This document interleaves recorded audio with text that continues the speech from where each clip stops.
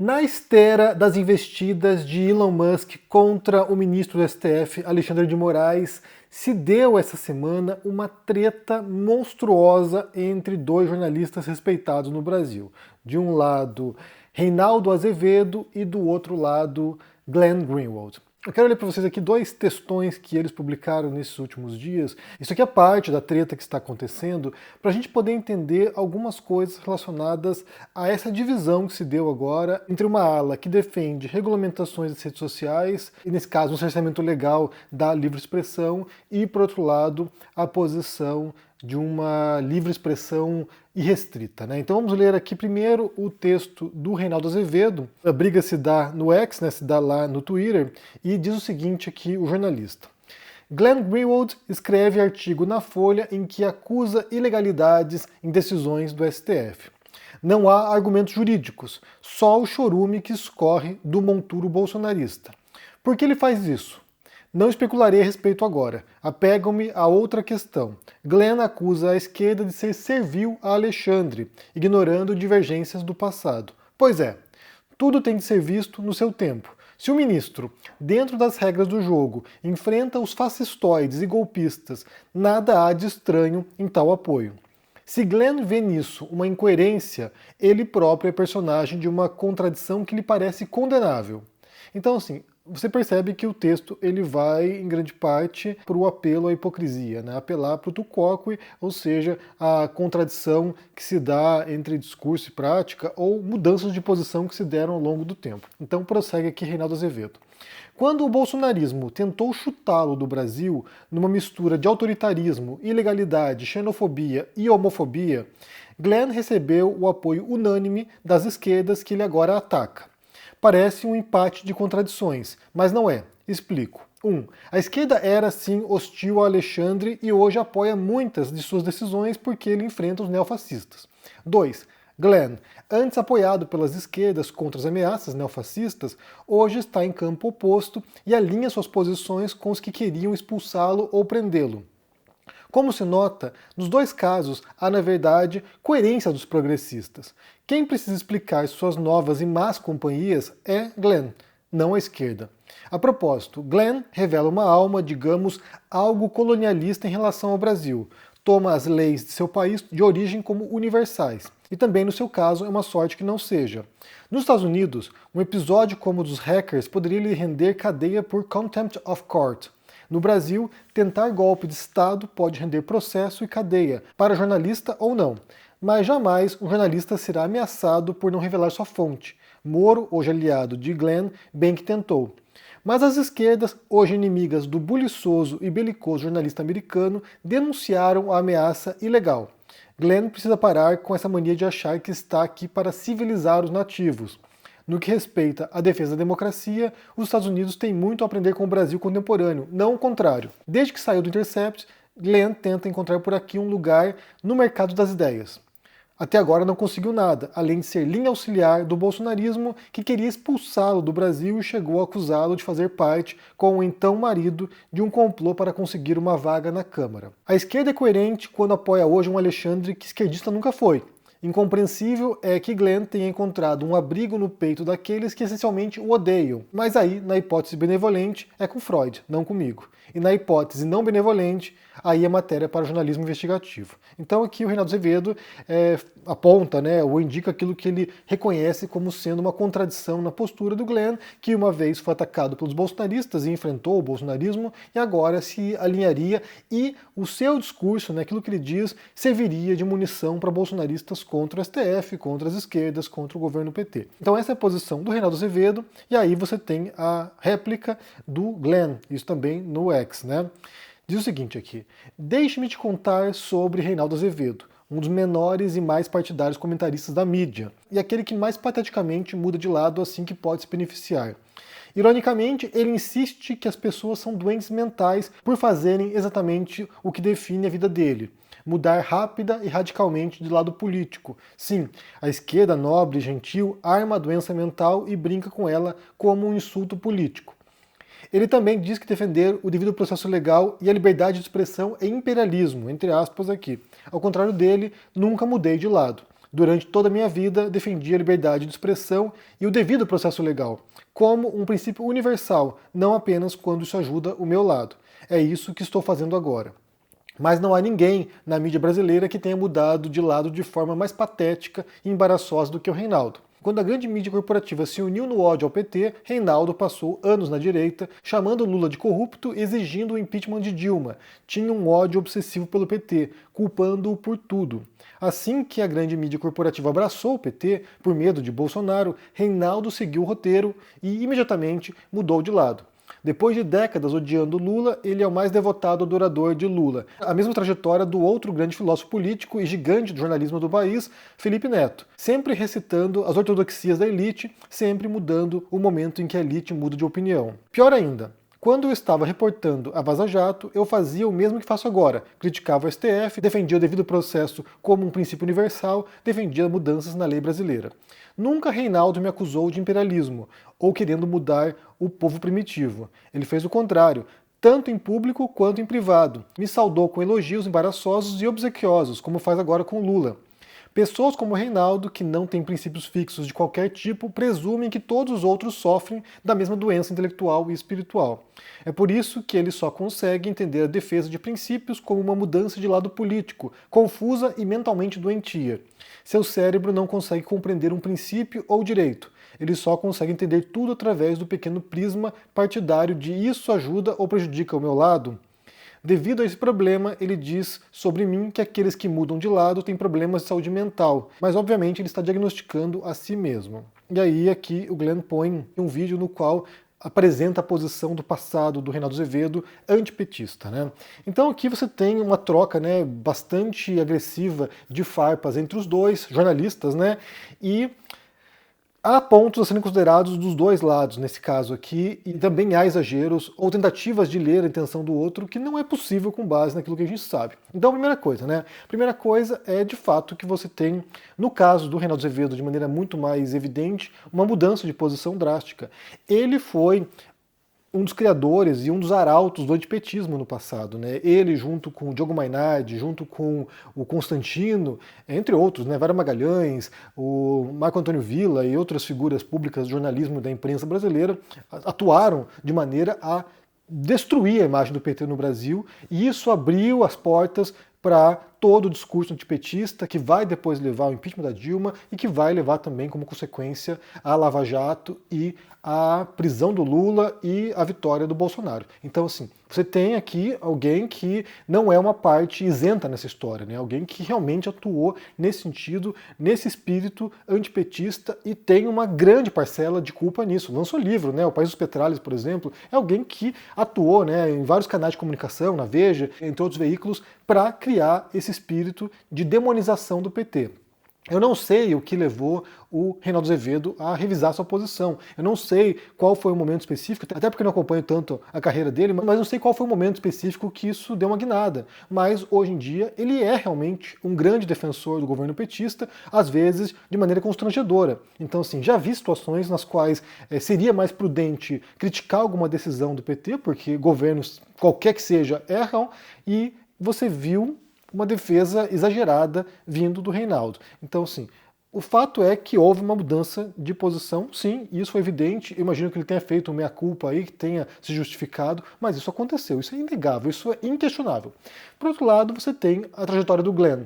O Glenn, ele tem essa posição, que é desde sempre, na verdade, né, desde quando era advogado, de uma defesa irrestrita da livre expressão. Ele se fia no modelo americano, que é um modelo muito particular, a gente já falou muitas vezes sobre isso aqui, é um modelo muito específico que só existe nos Estados Unidos, nenhum outro país do mundo aplica essa visão de livre expressão como a americana, e aí ele tenta projetar esses valores, esses princípios para o Brasil, e isso não se encaixa. Não se encaixa no Brasil, não se encaixa para a Espanha, não se encaixa para a Alemanha, não se encaixa para o Reino Unido, não se encaixa em muitos outros países do mundo. Mas ele tem lá, de fato, uma visão sobre isso que é bastante militante, inclusive. Ele é um defensor militante da livre expressão irrestrita. Então, esse é um ponto. O caso do Glenn é um caso que poderia ser usado para estudar um tipo de recurso lógico chamado reductio ad absurdum, que é quando você pega uma tese e você vai extrapolando essa tese até seu máximo limite e a conclusão que você chega meio que contesta, meio que refuta a própria ideia defendida. Então, assim, quando você leva até as últimas consequências, a ideia é tão ruim que ela prejudica a sua posição. Então, assim, no caso da livre expressão, quando você leva até a última consequência, você vê absurdos como judeus defendendo o direito de expressão de nazistas, como o direito de expressão de pessoas que querem te destruir, como o direito de expressão de pessoas que contaminam o debate público e prejudicam o debate público e querem vetar o debate público. É um exemplo para mim de como posições absolutistas ou extremas sobre certos tópicos levam a consequências absurdas. E aí você tem lá, a gente pode citar aqui mais uma vez, o Karl Popper, né, o paradoxo da tolerância, que é aquele caso que quando você tem pessoas intolerantes, é preciso evitar que os intolerantes vençam. Então, assim, porque se eles vencerem, eles acabam com a tolerância. E nesse caso aqui, me parece ser um fenômeno parecido. Mas é claro que, nesse sentido, há uma coerência naquilo que ele diz. Então, assim, desde o princípio até agora, ele é um defensor da livre expressão e isso não mudou. O que mudou, certamente, foram as companhias, como diz o Reinaldo Azevedo. Então, assim, o Glenn foi abraçado pelas esquerdas brasileiras durante um período, durante a Vaza Jato, por exemplo, durante o caso do Snowden, mas na medida em que começa a defender posições que vão contrariando a doutrina ou a cartilha da esquerda brasileira, aí ele passa a tornar uma persona não grata e passa a se aliar, ou passa a se unir, ou passa a participar de lives, de conversas com figuras da extrema-direita norte-americana. Então, assim, você tem lives, por exemplo, debates dele com o Alex Jones e defendendo o direito do Alex Jones, que é um conspiracionista norte-americano que foi banido das redes sociais. Você tem o Glenn defendendo o direito dele de se expressar. Você tem muitas participações do Glenn Greenwald com o Tucker Carlson, que era um dos âncoras da Fox News. Então, assim, ele era lá um participante habitual. Ou seja, o Glenn, ele acabou se cercando de pessoas que têm uma reputação muito questionável e que acabaram contaminando também a imagem do próprio Glenn. E aí, isso demonstra uma outra coisa que acho que vale mencionar aqui, que tem a ver com essa dinâmica de mudança de posições, mudanças de ideias e como a esquerda tende a rechaçar pessoas que não seguem a ortodoxia. Então, por exemplo, o caso do Reinaldo Azevedo, passando de direita para a esquerda, passando de antipetista fanático para um defensor quase incondicional do PT, é um processo bem mais incomum de se acontecer. Geralmente, direitistas tendem a ficar mais direitistas, né, mais extremistas. Então a gente viu um percurso no Brasil de pessoas que eram uma direita liberal ou dita liberal que se tornaram extremistas bolsonaristas. Então é o caso do Constantino, que se pregava como esse liberal clássico e de repente o cara virou um extremista defensor de ideias mais esdrúxulas que você pode imaginar, alinhado ao bolsonarismo. Então esse caso é o mais habitual. O caso do Reinaldo Azevedo é uma raridade, é um caso excepcional.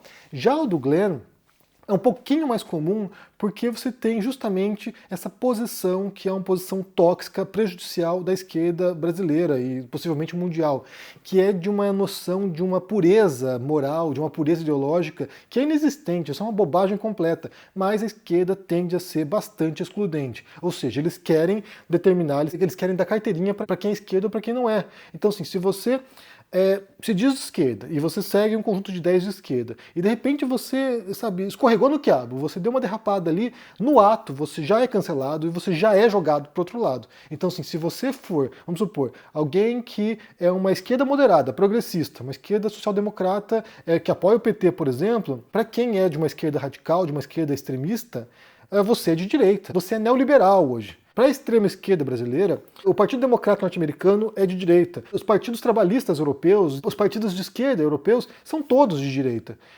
Pessoas que defendem pautas que não sejam anticapitalistas, no sentido de uma ruptura ao capitalismo, são de direita. Qualquer pessoa que seja moderada, que seja, sabe, tenha uma visão mais centrista, que adote elementos de esquerda e de direita para sua visão de mundo, elas são de direita, ou de extrema direita, para quem é, sabe, extrema esquerda. Então há uma tendência de chutar todo mundo para o outro lado, há uma tendência de repelir as pessoas, há uma tendência de excluir as pessoas. Você só pode ser considerado do clubinho, da patota, se você aderir a uma agenda fechada, a uma cartilha rigorosa, que você não pode se desviar e você tem que pagar pedágio para essas pessoas. Se você não fizer isso, você é jogado para a direita. Você é nazista, você é fascista, você é neoliberal, ou seja, não tem como agradar e cedo ou tarde esses grupos acabam implodindo, porque chega um ponto que todo mundo foi excluído. Então o que eu percebo com o Glenn é um processo muito mais comum, que é de uma esquerda possivelmente moderada, ou uma esquerda hesitante, ou seja, ele tem ali alguns valores de esquerda, mas ele não compra o pacote fechado, completo, ortodoxia, e aí ele foi chutado para a direita. E aí o que acontece é que, talvez até por um mecanismo natural de tentar pertencer a algum grupo, ou de não querer levar porrada de todo mundo, de todos os lados, ele foi se alinhando a certos influenciadores, certas figuras públicas da direita americana e que estão com o pezinho também na extrema-direita. Então ele percebeu que com esses grupos, ao denunciar abusos da esquerda, ele estava encontrando uma caixa de ressonância. Então me pareceu ali que o discurso não mudou tanto, mas a audiência mudou porque você tem grupos que estão, sabe, abraçando o Glenn. E essa é uma diferença tremenda que existe entre a esquerda e a direita, porque a esquerda, enquanto é excludente, a direita tende a abraçar tudo que existe. Então, assim, se você adere a um programa mínimo da direita, você já é recebido e você é ouvido. É assim que eles operam e é assim que eles angariam votos, assim que eles ganham audiência. Porque isso também se dá não apenas com influenciadores, com jornalistas, mas também se dá com o eleitor comum. O eleitor comum habitual, moderado, que não é tão ligado em política, ele é visto pela esquerda radical como se fosse um direitista, ou um direitista potencial, ou é alguém que, se você empurrar de cima do muro, cai para a direita. Então esse eleitor que não quer refletir muito sobre certas questões, ele acaba comprando ideias da direita porque são grupos muito mais acolhedores do que a esquerda, que é uma esquerda purista, é uma esquerda intolerante, intransigente, que passa o tempo todo apontando o dedo e procurando qual o próximo alvo para ser cancelado.